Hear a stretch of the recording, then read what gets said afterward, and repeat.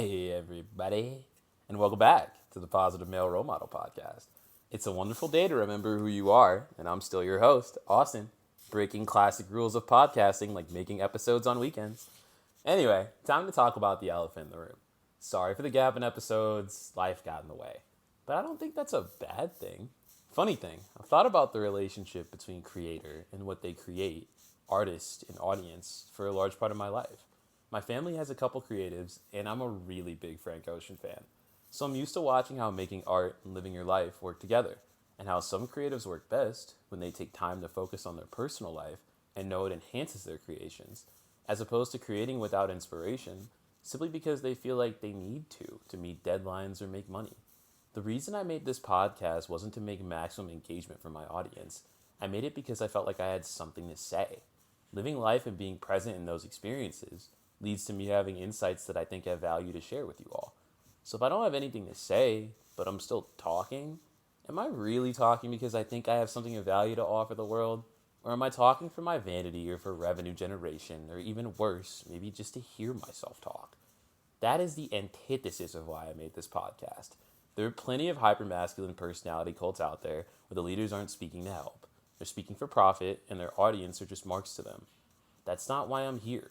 I actually care about everyone listening to this, which is why for many of you at this stage in our growth, the listeners of this podcast are people I actually know. This is as much a form of me keeping in contact with you all over the years as it is a platform for me to help others with things I've experienced too. Staying authentic is very important to me in this journey, but also my life overall. So for all these reasons, I always contemplated from the start of this podcast that I'd take gaps and sabbaticals and hiatuses. Routines are useful, but rigidity is the enemy of creativity, I find. It's part of the reason why you've probably never noticed this until I just now pointed it out, but up to this point, we've been on season 1 of the Positive Male Role Model Podcast. I always anticipated there would be gaps between new seasons, because I don't think I can create my best work without living life and being influenced by the experiences I'm a part of out there. That's how I create. I make an episode, I listen to it, I go out in the world, I live life with that topic and those ideas top of my mind, and then I have new experiences that intersect and interplay with those thoughts that brings new realizations and insights and growth. And then I channel that all into the next episode. In that way, this podcast is as much an experience for me as I'm sure it must be to listen to as y'all. But do I also feel a little like, dang man, I miss my own self-imposed 1 episode a week routine? Well, yeah. But hopefully you can forgive me, and it can be a journey we both get to go on together. I've always been the type of person where my first attempt at something is usually garbo. But what makes me special is that I am a savant at making little improvements and iterations. So the biggest challenge for me at something is usually just getting started. Once I've gotten started though, you can trust I'll see it through. Slow to commit, but once I do, committed to the end. Always underselling, always over-delivering. So don't worry if there's ever a gap in episodes. I'll be back. I just went to get a carton of milk from the store, you know? Totally not another town running away, creating another life. But when I get back, I will have better quality work and higher quality things to say than if I just kept making episodes weekly for the sake of it. So thanks for being understanding as always. And with that, we can now officially start season 2 of the Pim Rim podcast, baby. Little less data now, a little more of my ruminations and my personality coming through. Anyway, so let's talk about today's topic, huh? Today's topic is going to be a near and dear one to my heart. Imposter syndrome, identity, and depersonalization. What happens to the identity you hold so near and dear to your heart you no longer feel in touch with? When you don't feel very connected to the name on your diplomas on the wall when they feel like someone else earned them instead. Feeling ungrounded is a really uncomfortable experience for a lot of people. But yeah, so for today's article, linking in the podcast notes as always, talks a little bit about imposter syndrome. So, begins. People who struggle with imposter syndrome believe that they are undeserving of their accomplishments and the high esteem in which they are, in fact, generally held. They feel that they aren't as competent or intelligent as others might think, and that soon enough, people will discover the truth about them. Those with imposter syndrome, which is not an official diagnosis, are often well accomplished. They may hold high office or have numerous academic degrees, so many things society looks at as an indicator of success. Did you know around 25 to 30% of high achievers may suffer from imposter syndrome, and around 70% of adults may experience imposterism at least once in their lifetime, as research suggests? Personality traits largely drive imposter syndrome. Those who experience it struggle with self-efficacy, perfectionism, and neuroticism. Competitive environments can also lay the groundwork for this. For example, many people who go on to develop feelings of imposterism faced intense pressure about academic achievement from their parents in childhood. You might ask yourself, why do I fear success? Why experiencing imposter syndrome is that something that pops up in my mind? Being caught between a desire to flourish and fear of achieving success can be painful and paralyzing. That fear may be indicative of specific fears, such as the fear of responsibility, making a mistake, uncertainty, or an identity shift. Learning to tolerate discomfort and accept imperfection can help overcome the fears that prevent people from striving for success. Two types of messages can spark imposter syndrome in children: constant criticism, which makes them feel like they'll never be good enough, and universal superlative praise. You're the smartest kid in the whole wide world, which instills high expectations and pressure. Parents can prevent imposter syndrome by praising effort, not outcome, and by helping children realistically understand their strengths and weaknesses. So, that's part of that article, but something that goes along with this that I think about a lot, I wanted to talk about as well. So, it's depersonalization. So, separate article says, depersonalization and derealization refer to an estranged state of mind that involves a profound feeling of detachment from one's sense of self and the surrounding environment, respectively. The phenomena co-occur on a continuum of severity, ranging from a transient experience as a normal reaction to a traumatic event to a highly debilitating condition with persistent symptoms, formerly described as depersonalization derealization disorder. So, as always, links to these podcast notes. So I read this piece on depersonalization after the imposter syndrome piece because in my personal experience, they feel really related to me.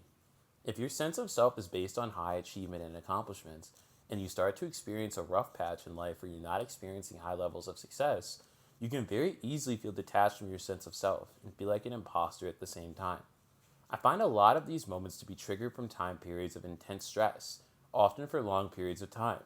Sometimes big things that really shake you: breakups, failures on a personal level, significant setbacks, really difficult moments in time that make you question who you are, what you've gone through, moments where we lose sight of the continuity of life, that terrible things have happened before and that we've survived through them, lost sight of who we are, and found ourselves again. Good things have happened before, and we celebrated them and knew there would be more good times ahead. For many of us, whether we appreciate it or consciously recognize it or not, we actually grew through these experiences, became more solidified in who we are. In losing oneself, there is the opportunity to discover more about ourselves as we work our way back. And that's what I mean when I talk about losing sight of continuity of life. You started at one point, you will continue after what you go through. Setbacks become an opportunity for more growth. We rarely put ourselves back together exactly how we were before. In some ways, that could be seen as a negative or a curse, but in other ways, a positive and a blessing.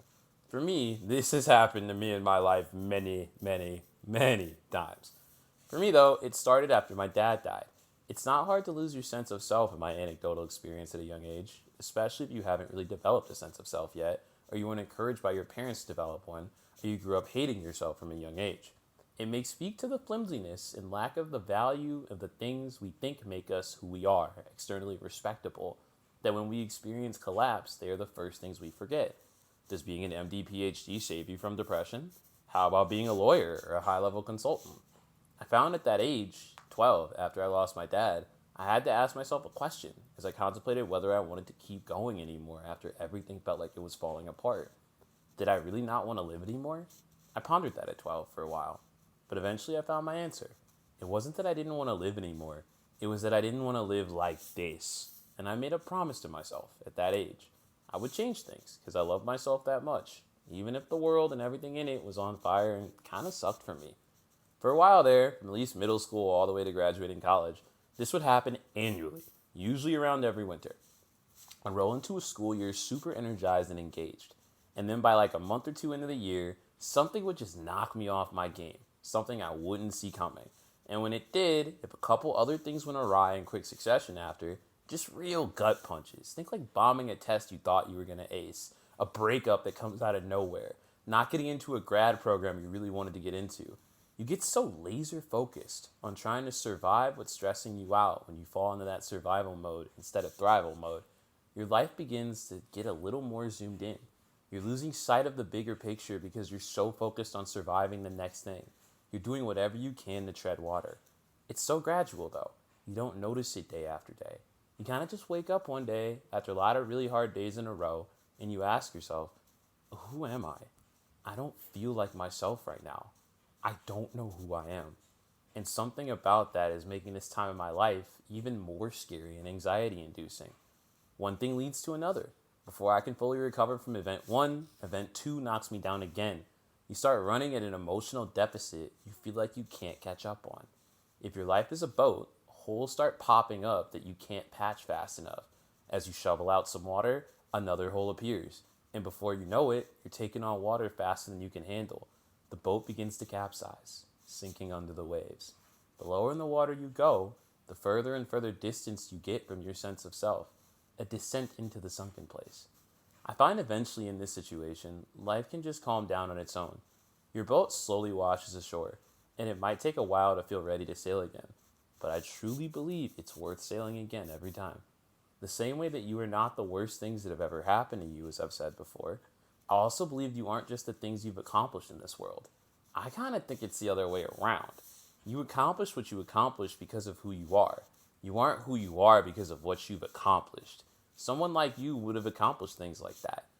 I think imposter syndrome happens more for people who base who they are and their value on their external accomplishments instead of on intrinsic qualities and understandings about oneself. If you base your value on your amount of societally recognized success, then what happens if you ever lose that success? Who are you now? I had to confront that myself when I got one of my first jobs. I thought I was the man when I locked this down. I remember telling someone at that job my life story and how I grew up in an inner city, and they just looked at me. After I opened up about all this stuff, emotionally vulnerable about a journey I grew through, and they looked at me and said, well, you're not a dude from the inner city anymore. You're an employee of our company now. And he said that, and a twinkle started in my eyes. Would I let what he said signal a shift in my identity? Of course I said yes. I was in my early 20s. I got to trade the number one thing society taught me to hate about myself for something else I knew society would love about me instead. Prestige. Good boy syndrome run wild. Gifted child realizing his potential, or at least society's view of his potential. But that's why when I ended up leaving that job eventually, it made me start to wonder who I was without the prestige. When you trade things that you do for things you don't like about yourself, for approval and validation from others, you start trading a little bit of yourself in the process, making it easier to lose touch of who you really authentically are, beneath what other people recognize you for. But maybe we should hold on to who we were before our lives start to experience significant change, transition, evolution. You know, that don't ever forget where you came from type of feeling. Sometimes I wish we were more thoughtful as a society and as individuals about what we're willing to give away and give up about and of ourselves in exchange for feeling successful or liked, validated, or even just good enough. I truly think everyone is good enough.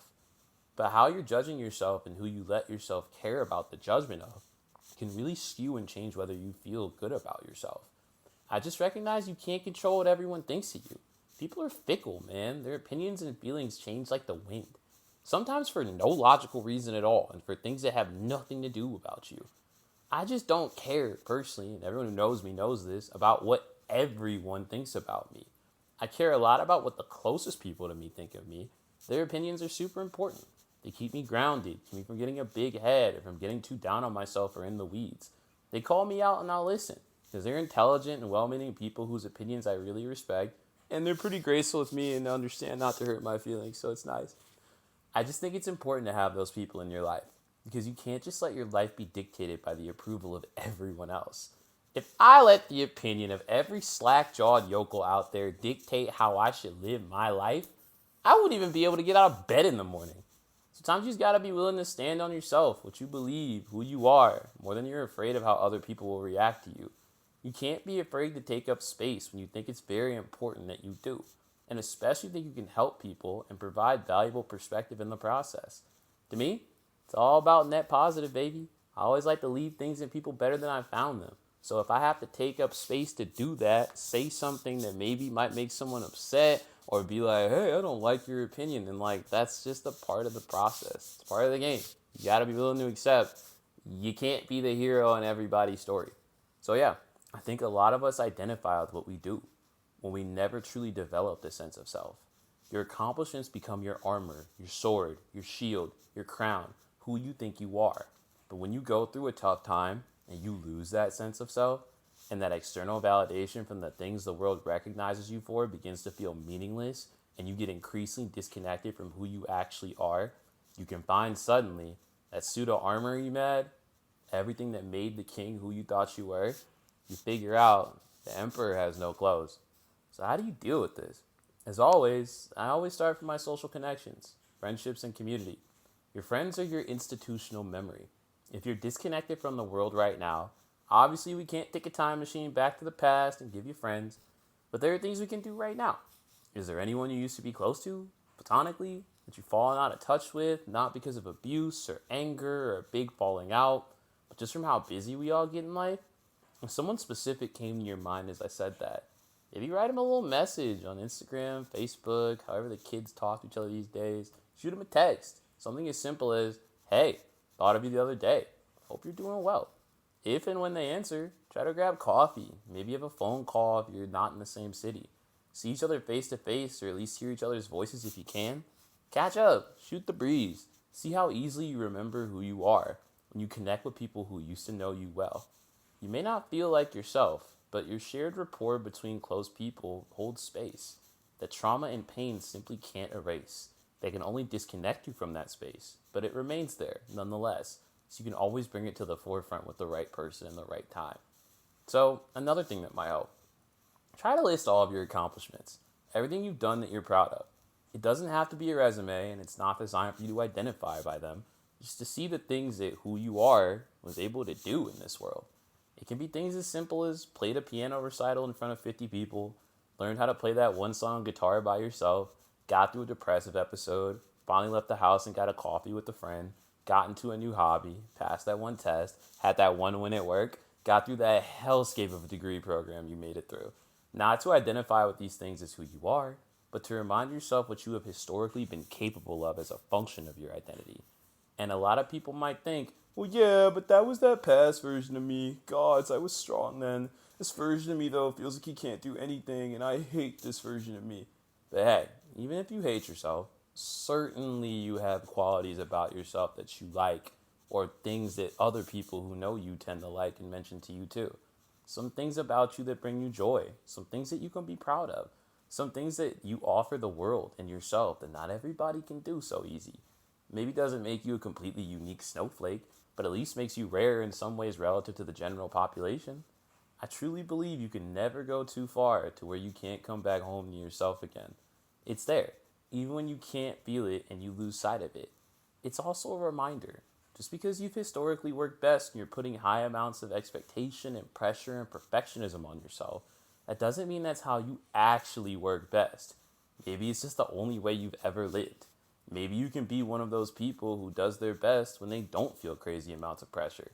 Instead, they do their best when they feel and they're playing loose. And it might just speak to how good of a competitor you were, that you were able to do well even in that pressure cooker before, not actually doing what's best for you in terms of how you work best. So yeah, I think at the same time, for a lot of people, this is hard to accept and conceptualize because it makes them wonder why they were ever so hard on themselves their whole life. First, though, you probably didn't teach yourself that, to work in this crazy high pressure way. You probably inherited that from your family system, so it's not your fault. It is your responsibility to consider changing it, though. But second, you'd be surprised what you can do when you let go of the loops of shame and guilt over your past decisions and current behaviors, especially when you can forgive yourself for ever giving yourself anything but love. Understanding and acceptance of some of the traditionally most hated things about yourself, rather than trying to find that love in other people and other places and other things. I find people really level up the most when they realize they are capable of finding that love inside them. Everything we need is already here, as one of my favorite musical artists likes to say a lot. Another one of my favorite musical artists has, thoughts on this too. And as that favorite artist Daft Punk would say in one of their songs, oh, hold on. If love is the answer, you're home. Hold on. If love is the answer, you're home. Hold on.